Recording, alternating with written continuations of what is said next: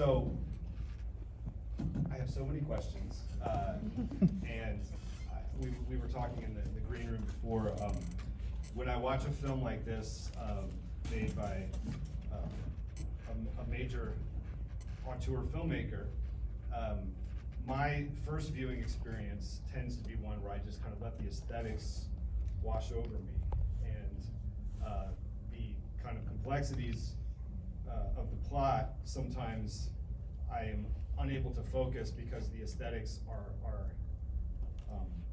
so laser sharp, and I want to kind of just be immersed in the film. And so the complexities of the kind of the conspiracy in this film, I have many questions, and I'll try to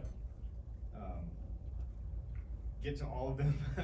But I wanted to start out though. I had read in another interview that you did with my friend Nick Newman at the film stage that this was originally developed as more of a series with Netflix, correct? Yes, yeah, that's right. I actually came to LA just before the pandemic, I guess, and pitched it to Netflix as a series. And I was really thinking that every week, every episode, I guess, Karsh would go to a different country and become immersed in the politics, the religion, the burial rites of that place,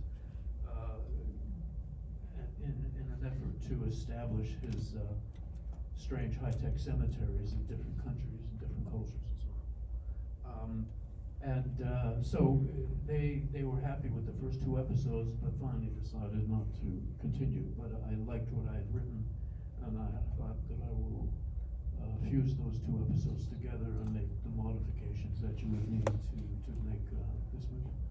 Well, we're very grateful that you forged ahead, and I think that sometimes great things can come out of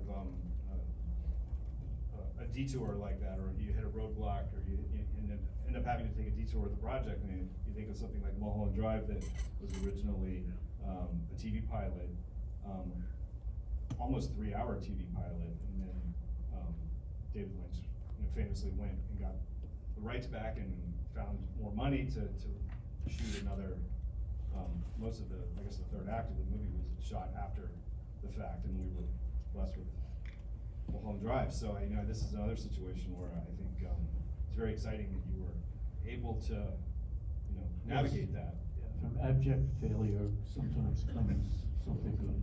Well, yeah, and something that there is so much going on in this movie, and I guess I'll get into some of my questions that might not even need to have answers, or the ambiguity could be part of the magic of the movie in this sense. But I wanted to ask about the bone growths in the skeleton of his deceased wife that are central to the plot, and then there is an explanation given by I guess it's the oncologist with ties to the Chinese company that manufactures the shrouds, explains that they are a CGI creation. Yep. And then Guy Pearce's character claims that this doctor is lying, but Guy Pearce's character is perhaps an unreliable narrator in a sense, or an unreliable character. Is there an answer to that question that is the truth, or is the ambiguity meant to be, if they're real or We'll have to wait for the sequel. Because I could always do a sequel that's a movie and not a TV series. There's a lot of twisting and turning vis-a-vis the conspiracy aspect of the film, and I am aware that some people think that that's a strange way for the movie to veer off from what begins as a kind of psychological drama that involves grief and loss and so on. But it really starts right at the beginning, within the blind date scene. And I had that date, by the way.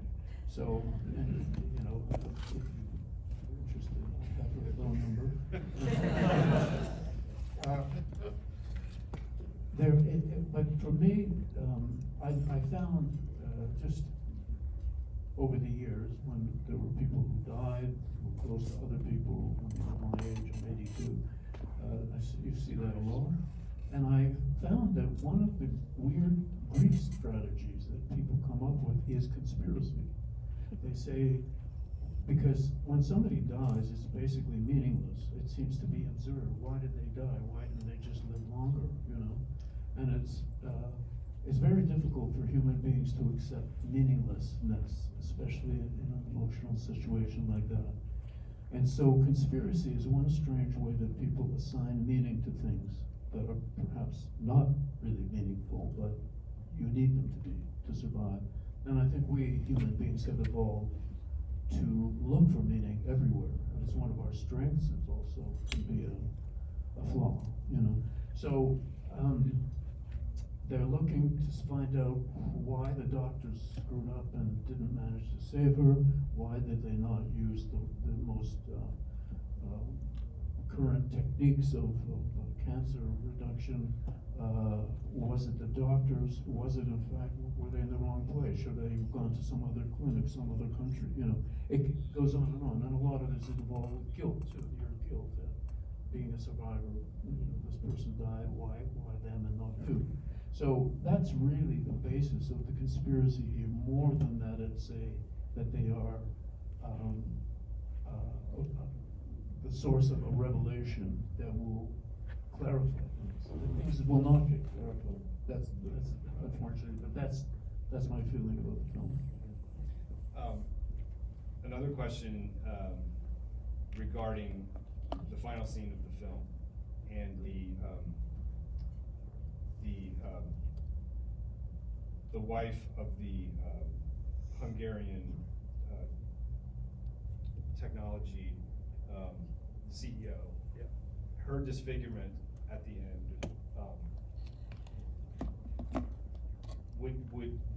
Is the final scene meant to be a dream that he's having, or is the disfigurement literal?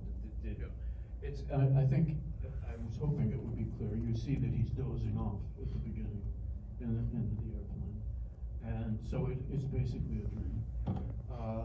But it's a very significant dream because it's suggesting that he will never be able to make love to a woman without his wife being there in his understanding and his feeling and his nervous system and his body. And any woman who is sensitive enough to understand that, to realize that, would have to accept that would be their kind of relationship. So it's really a sort of she is bearing the scars that we know from his other dream sequences are his wife's scars from his amputations, from her cancer treatment.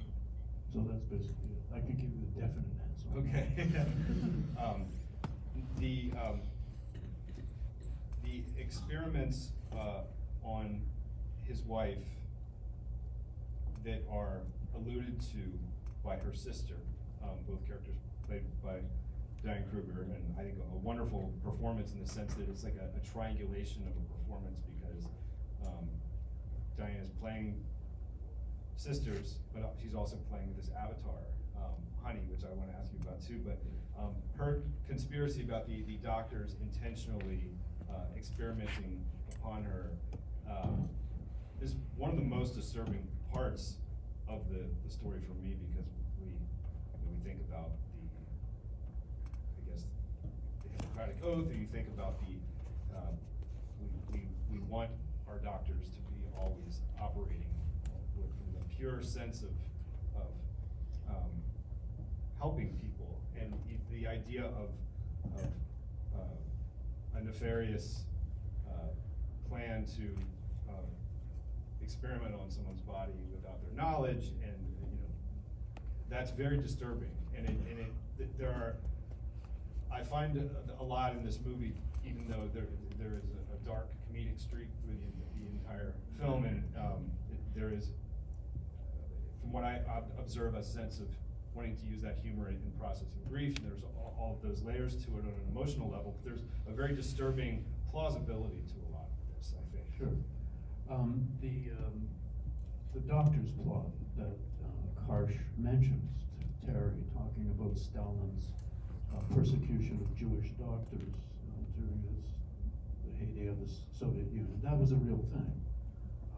And the idea was to suggest that there was a cabal, a plot of Jewish doctors to kill Soviet heroes when they were in the hospitals and stuff. And that was the way Stalin justified purging those doctors and murdering most of them as well. So it's a conspiracy that can go a couple of different ways, and each way is pretty disturbing, I must say. But the other thing is, there's a strange jealousy thing that can happen after somebody dies. I remember, wondering if that things come up from the past that you maybe didn't realize about your partner who has died, relationships that she or he had that you didn't know about, and you hear about it later because somebody is sending you a grief card, and you're wondering why this person is sending it, and you discovered that they used to have they had an affair. There's all of those things that can destabilize you in the case of a grief-stricken situation. So there's all of those things are working in the movie, and it's not as though as I said, I was never intending that there should be a stunning revel. It's not like a detective story where everything is all tied up at the end and you discover who the killer is and so on and so on. It's not that at all, and that's one of the even more disturbing things is it doesn't get resolved. Yeah. I wanted to talk a bit more about Diane Kruger and her performance and sort of crafting the sisters and how they complement one another and how the approach to even just like the physicality and the costuming and the hair, and was that a real collaboration with Diane in terms of? Oh yes, I mean sure. It was a major collaboration, even to the extent I haven't actually talked about this before because it hadn't really come up, but we couldn't really. I knew that Terry should have short hair and that Becker should have long hair, and I don't think of them. I wasn't thinking of them as twins, just sisters, who look a lot alike and are very close. But it doesn't matter if you think of them as twins; it still works. We couldn't afford a really good wig for Diane, for Terry, and she got in touch with the producer of one of the movies she had just done, where she wore that wig, that very same wig. And the producer barricaded him because it's thousands and thousands of dollars for a really good wig. So we used that wig that is in some other German movie. I was hoping it wouldn't affect her accent, which is actually in English is actually really good. She is German. She speaks flawless French and English. It's pretty impressive. So there's that. So that's a major. You never let a good wig go to waste. Never. And then they still had it, they didn't throw it away. So, but yeah, I mean, for example, when she's doing the Avatar, that was the motion capture. It's like how Peter Jackson did Gollum for Lord of the Rings. It's you wear a full body motion capture suit that has sensors all over it. You've got a camera looking right into your face and reading your lip movements and so on. And then there she is in a warehouse that's bare, absolutely bare concrete floor, surrounded by 14 cameras also. And so, and she's acting the role, but in that kind of strange limbo that is the way that is done. And then once you have that data, you can create any kind of avatar, even a koala bear, that can follow the movements and lip movements and voice, of course. So once again, major, that's acting. Yeah, well, it's a wonderful kind of, I guess, a triangulation in a way for an actress to be able to. The system, whether or not they're twins or just sisters, you sense that there is a connective tissue between the three performances that's really wonderful, and it kind of gives a presence or a manifestation of perhaps his grief and the fragmentation of the memory that he has, and Sure. And very effective. And Yeah, well, she, I didn't really want to do the sort of traditional thing when it's a grief movie, grief story, which is, you have a flashback to when they first met, and you have a flashback to when they went to that great spa in Switzerland, and then you have a flashback to when, they went dancing at this great club.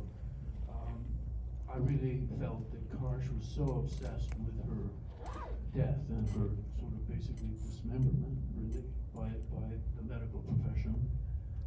And not as a criticism, really, of the medical profession, but if you're going to do chemo, if you're going to deal with all the things that happen, you end up with that kind of really mutilation, really, of a body. And if you're in that system, you have to live with it. You have to find a way to live with it. So I thought he would be focused on that when he was having a sort of nightmarish dream. She would come to him like that. And so on the other hand, Terry is quite a different person, and of course Diane had a lot of fun with Terry because she's kind of mischievous, and she's kind of subtly aggressive, and all of those things. And it was also turned on by the conspiracy, which is another aspect of it that I think does exist in some people. I won't say who. But you can have her phone number. There is a very specific kind of visual language that you have crafted now with your cinematographer and shooting digitally and doing motion capture and employing the most cutting-edge technology to kind of achieve this, again, I say a very plausible technology in a way, because I was looking at the shrouds and the CGI recreations of the skeletons, and it felt very real. Yeah, you could definitely, you could do that now, right now. All the technology totally exists, and I am, in fact, willing to sell you as a franchise if you're interested. Just one grave in your backyard. Start small and expand your yeah, it's not really science fiction. It's just if somebody really wanted to do it, they could. The shrouds wouldn't probably look the way they look, but cameras in a grave with some lighting and some MRI and some X-ray. I mean, you could absolutely do it. Was that actually Diane's skeleton that was, when you were doing, because you were doing the motion capture with her on the stage for the Honey Avatar? Well, we didn't just do that, we did scan her. So that's her body skeleton. completely. Yeah. Well, it was primarily for the opening scene where she's floating in this kind of tomb. And that's her body, from a full body scan, which was separate from, was different from motion capture. Mm-hmm. And I had our CG guy's face, the skeletons on that scan. I'm getting the 5-minute call from one of our people here, so I'll try to get to just a couple more questions here. The floating moth, the glowing moth that's hovering over her body. I think of it more as a sort of combination of a cicada and a firefly. As a kid, I was very obsessed with insects, and so I was a junior entomologist. And it occurred to me that in the world that we live in, that could be what a soul looked like if you believed in the soul. Okay. Would you say that would be her soul taking one final look at her body, or would you say? Well, it's explained, really. He explains it. It's in the Jewish tradition, the reason that you bury someone and you don't cremate them is that the soul has to its time to disconnect from the body, because it's a painful thing for the soul to do that. It's lived in that body, with that body for however long, and it needs to disconnect. And finally, it accepts that the body is decaying and it needs to fly off to heaven. But, and of course, I'm an atheist. I don't believe in any of that literally, but metaphorically, it's really quite beautiful. And I think that Karsh is that soul. I think he has become her soul, and he's the one who is having difficulty separating from that body, and he needs to see it decay. So that's it's not obvious in the movie, but that's the way I think of it.